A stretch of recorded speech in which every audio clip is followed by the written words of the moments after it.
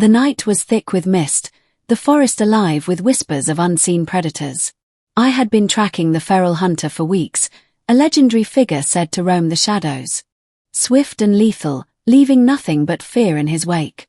Most fled at the mere rumor of him, but something about his raw, unrestrained energy called to me. I approached cautiously, feeling his presence before I saw him. Muscles coiled beneath matted fur, eyes glinting with hunger and intelligence, he froze as I whispered my intentions, not of harm, but of challenge. Slowly, I extended my hand, offering calm where fear might thrive. For the first time, he hesitated, curiosity battling instinct. That pause, that tiny crack in his feral armor, was my opening. By the time the moonlight fell across the clearing, the hunter had lowered himself, sniffing at the ground like a wary but intrigued animal.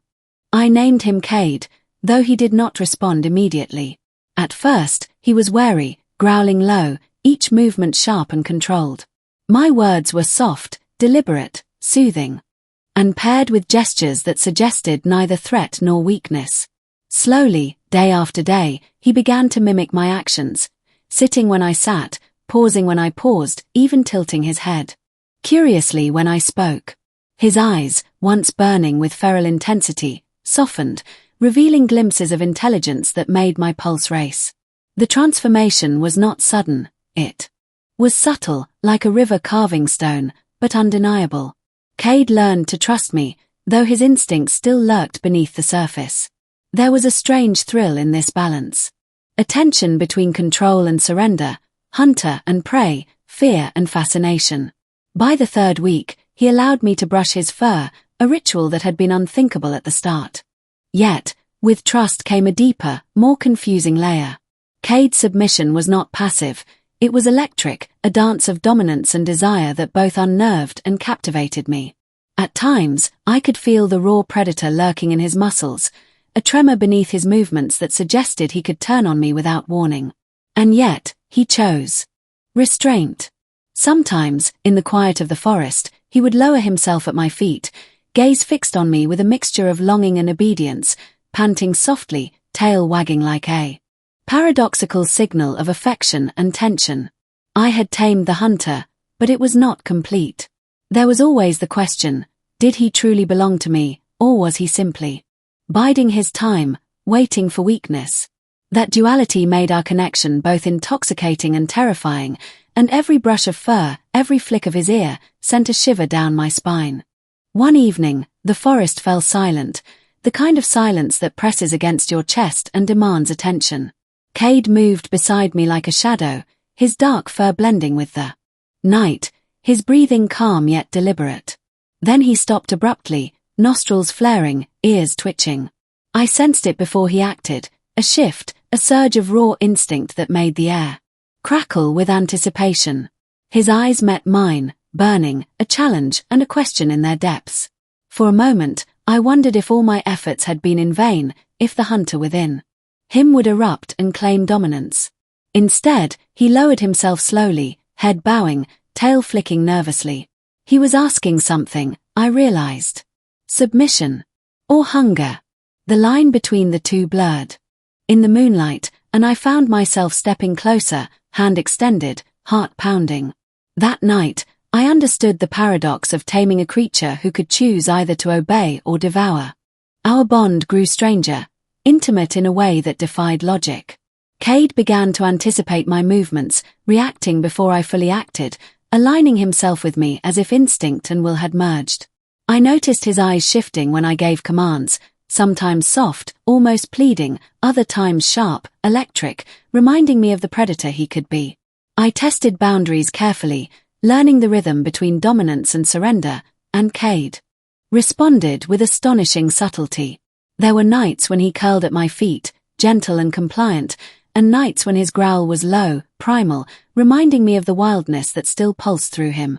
Feeding him became ritualistic, a delicate exchange of trust, scent, and energy. Each bite he took, each playful nip, carried tension and reassurance intertwined. I realized taming him was not about control, it was about balance, and the thrill of standing on the edge of danger while commanding loyalty. Then came the first real test. A rogue pack of predators had ventured into the area, their eyes glinting with menace under the crescent moon. Cade's ears twitched, body coiled, muscles taut, but he did not flee. He waited for my command. Heart hammering, I whispered his name, guiding him with hand and gaze, urging him to act, to choose. And he did, not recklessly, not purely on instinct, but with a calculated precision that was terrifying and beautiful. The rogue beasts faltered before him, sensing his lethal energy restrained only by his allegiance to me. When it was over, he returned immediately, body brushing against mine, a mix of triumph and submission in his eyes. That night, I understood that taming a predator does not erase the predator, it channels it. And Cade had chosen me, yet reminded me always of what power lay beneath the fur. Over time, the forest became our sanctuary, a space where trust and tension danced endlessly. Cade's instincts never fully vanished.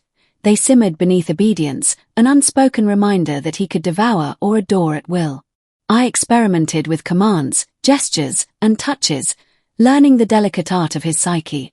Sometimes, he would bring me a token from the forest, a stick, a feather, a fallen leaf, tilting his head as if seeking approval. Other times, he would simply stare, eyes dark and intense, body coiled like a spring. There was a thrill in that uncertainty, the delicious fear that the line between affection and appetite was razor-thin. I had not merely trained him, I had learned from him. He had tamed parts of me I did not realize were wild. And in those moments, the forest whispered its approval, the night air heavy with electric anticipation, as predator and tamer became inseparably entwined. Then came the night of confession, though no words were exchanged. Cade approached me, body low, ears flattened slightly in a gesture of humility that felt both submissive and intimate. His eyes, dark pools of intensity, met mine in a gaze that spoke volumes. He nudged my hand, brushing against me, testing, asking, demanding answers I did not have. My own heart raced, pulse echoing his rhythm. I reached out, fingers threading through his fur, feeling strength and warmth, the tension of predator and companion merging. It was no longer about dominance or survival, it was about choice. And in that silent, electric moment, I realized that he wanted both, the safety of obedience, the thrill of power, the paradox of devotion wrapped in danger. And I could give him that, or I could step back and risk losing the one creature I had truly tamed. Days passed, and our bond only deepened, every interaction a subtle negotiation between instinct and desire. Cade would follow me with a grace that was almost unreal, his tail flicking in rhythm with my steps, eyes constantly scanning for both threat and opportunity. I experimented further, testing the edges of his obedience, and he responded with intelligence and restraint that astounded me. Yet, beneath that loyalty lurked a hunger, sometimes literal, sometimes symbolic, a reminder that taming a feral hunter does not erase what makes him dangerous. There were nights when he would circle me, panting lightly, muscles tensed, as if asking, "Am I yours, or is the predator still free?" Each night ended the same, with him curled by my side, submission and wildness coexisting in perfect, unsettling harmony.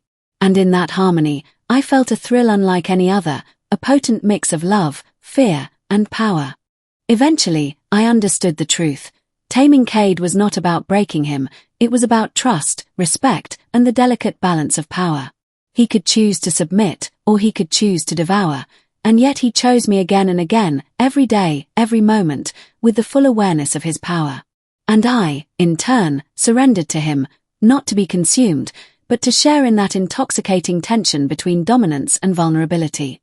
The forest became our world, predator and tamer entwined in an eternal dance, neither fully master nor servant, but something entirely new.